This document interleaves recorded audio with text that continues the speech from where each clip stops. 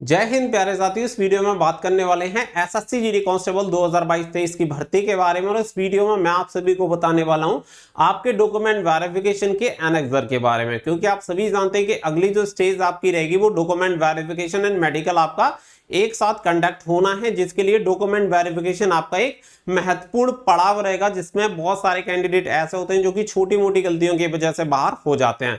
That's why मैं आप सभी को एनेक्सर के बारे में बताने वाला हूं और ये वीडियो आपके लिए काफी ज्यादा इंफॉर्मेटिव रहेगी, तो प्लीज वीडियो को आप लास्ट तक ध्यान से जरूर देखें ताकि आप सभी को पूरी इंफॉर्मेशन मिल पाए। वीडियो पसंद आए तो वीडियो को लाइक शेयर करके चैनल को सब्सक्राइब जरूर कर लें और बेल आइकन पर प्रेस कर लें ताकि फ्यूचर में आने वाली अपडेट आप सभी को सबसे पहले मिलती रहे। जैसा कि मैं ऑलरेडी आप सभी से रिक्वेस्ट कर चुका हूं कि जिन कैंडिडेट ने अभी तक चैनल को सब्सक्राइब नहीं कर रखा वो सभी सब्सक्राइब कर लें।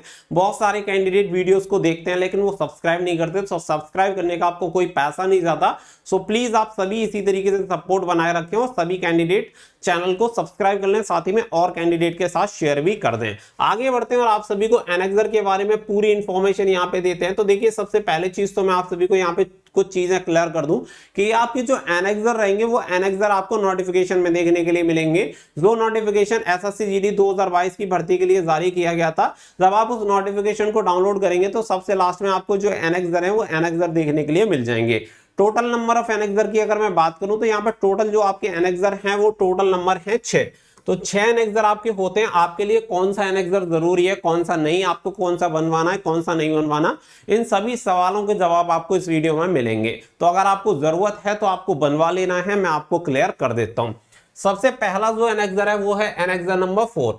ऐसे व्यक्ति जो डिफेंस कर्मी हैं, ठीक है, डिफेंस कर्मी के तौर पे अभी काम कर रहे हैं, उन सभी कैंडिडेट को ये बनवाना होता है। अपने कमांडिंग ऑफिसर से ये बनता है। जैसे कि मान के चलो कि अभी आप किसी फोर्स में काम कर रहे हो, किसी पुलिस में काम कर रहे हो, कहीं काम कर रहे हो, तो अपने कमांडिंग ऑफिसर से ये आपको बनवा के देना पड़ेगा, केवल डिफेंस कर्मियों के लिए। ठीक है, अगर आप हैं तो आपको ये अपने कमांडिंग ऑफिसर से बनवा लेना है। इसके अलावा अगला जो आपका एनेक्सर आता है वो आता है एनेक्सर नंबर 5। अब ये जो आपका एनेक्सर नंबर 5 है ये होता है undertaking to be given by an ex serviceman. तो ये एक्स सर्विसमैन से एनेक्सर नंबर 5 में अंडरटेकिंग लिया जाता है।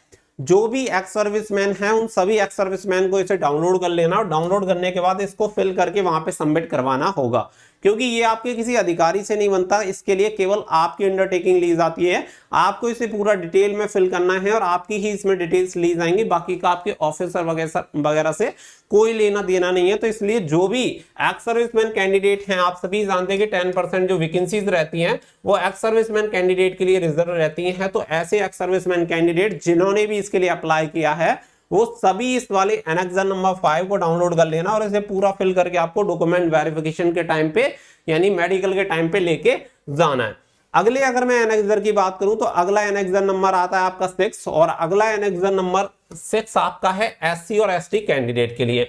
ऐसे एससी और एसटी कैंडिडेट जिनके पास कोई सर्टिफिकेट नहीं है वो इसी एनेक्सर में बनवाएंगे, यहां से डाउनलोड कर सकते हैं, या फिर ऐसे कैंडिडेट जिन्होंने स्टेट का एससी एसटी सर्टिफिकेट बनवाया हुआ है वो कैंडिडेट भी इसी एनेक्सर में नया अपना सेंट्रल का एससी एसटी सर्टिफिकेट बनवा लेंगे। तो सेंट्रल का आपका सीधी सी बात है कि अगर आप इस एनेक्सर में बनवाते हैं तो ये एनेक्सर आपका सेंट्रल गवर्नमेंट के लिए एप्लीकेबल है।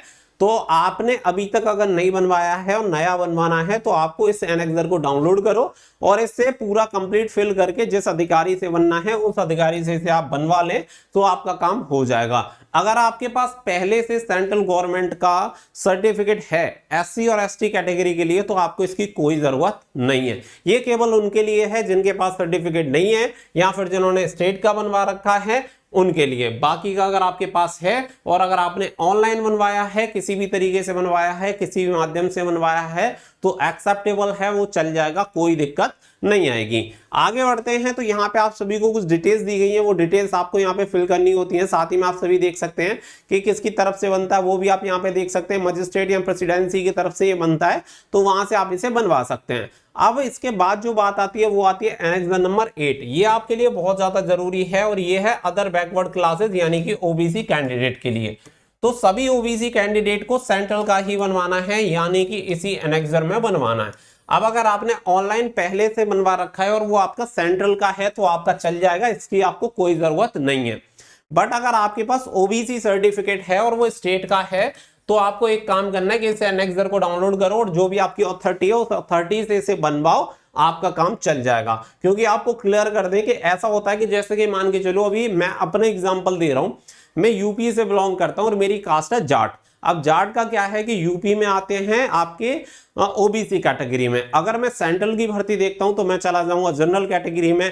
अभी मैंने अपने स्टेट का कास्ट सर्टिफिकेट बनवाया हुआ है, तो मेरे स्टेट का जो कास्ट सर्टिफिकेट है वो है ओबीसी कैटेगरी का। लेकिन अगर मैं एसएससी जीडी के लिए अप्लाई करूंगा तो ओबीसी में तो अप्लाई कर नहीं सकता, तो जनरल में मुझे अप्लाई करना पड़ेगा। अब ऐसे बहुत सारे कैंडिडेट होते हैं वो इसी में कंफ्यूज होते हैं, इसीलिए आपको बताते हैं कि ओबीसी कैटेगरी वालों का सेंट्रल का ही सर्टिफिकेट चलता है, तो सेंट्रल का आप बनवा लो। अगर आपने अभी तक नहीं बनवाया है तो इस एनेक्सर को डाउनलोड कर लो, इससे काम चल जाएगा, कोई दिक्कत नहीं होगी।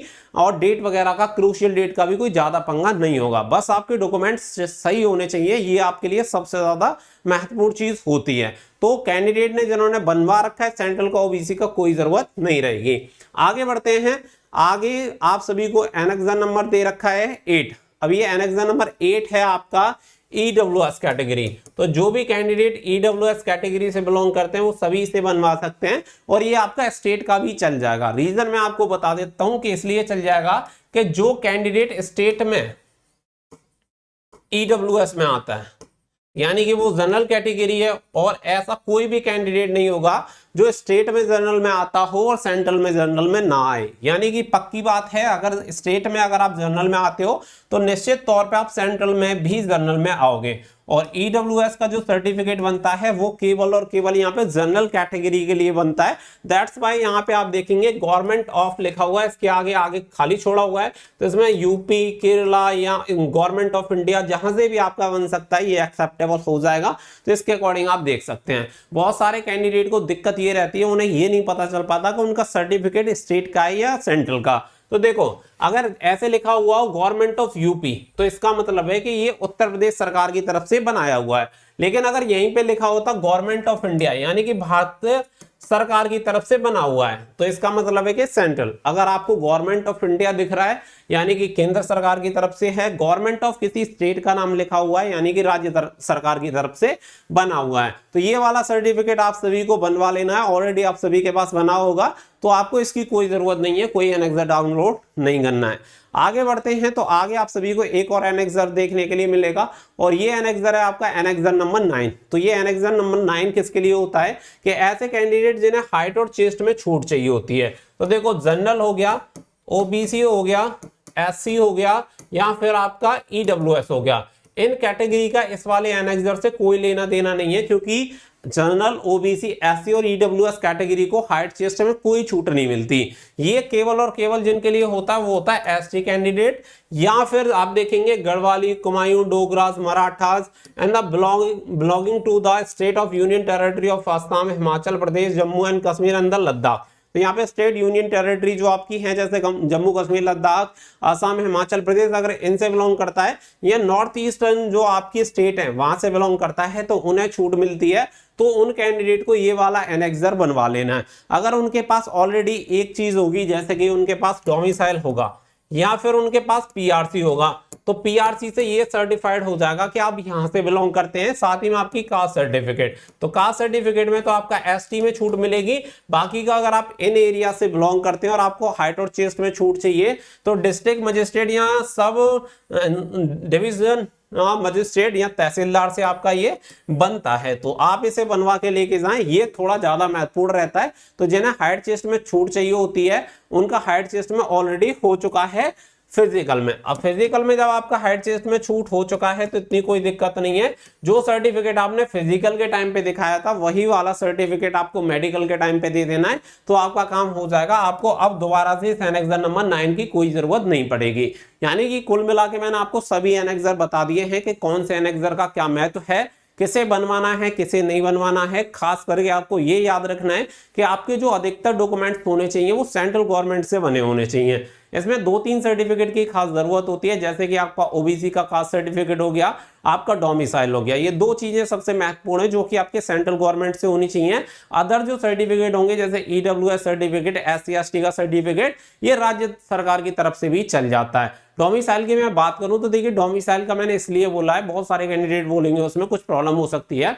आपको क्लियर कर दें कि आपका जो डोमिसाइल होता है वो राज्य सरकार ही बनाती है, तो वो एक्सेप्टेबल है। उसके लिए आप इतना मत समझना कि गवर्नमेंट ऑफ इंडिया नहीं लिखा हुआ है, कि आप किस राज्य के निवासी हैं ये आपको सर्टिफिकेट देता है राज्य सरकार, तो वो आपका उससे काम चल जाएगा। तो ये जो मैंने आपको एनेक्सर बताए हैं, सभी एनेक्सर समझ में आ गए होंगे। कौन सा एनेक्सर किसके लिए बनवाना है और किसे नहीं बनवाना है वो भी आपको क्लियर हो गया होगा। आगे भी इससे रिलेटेड जो भी अपडेट रहेंगे वो मैं आप सभी को बताता रहूंगा। अगर आपको ये डाउनलोड करने हैं तो इसका ऑफिशियल नोटिफिकेशन गूगल में जाके सर्च कर लेना, एसएससी जीडी नोटिफिकेशन 2022 आप सभी को मिल जाएगा। मिलते हैं नेक्स्ट वीडियो में, फिलहाल के लिए बस इतना ही। So thank you for watching. जय हिंद, जय भारत।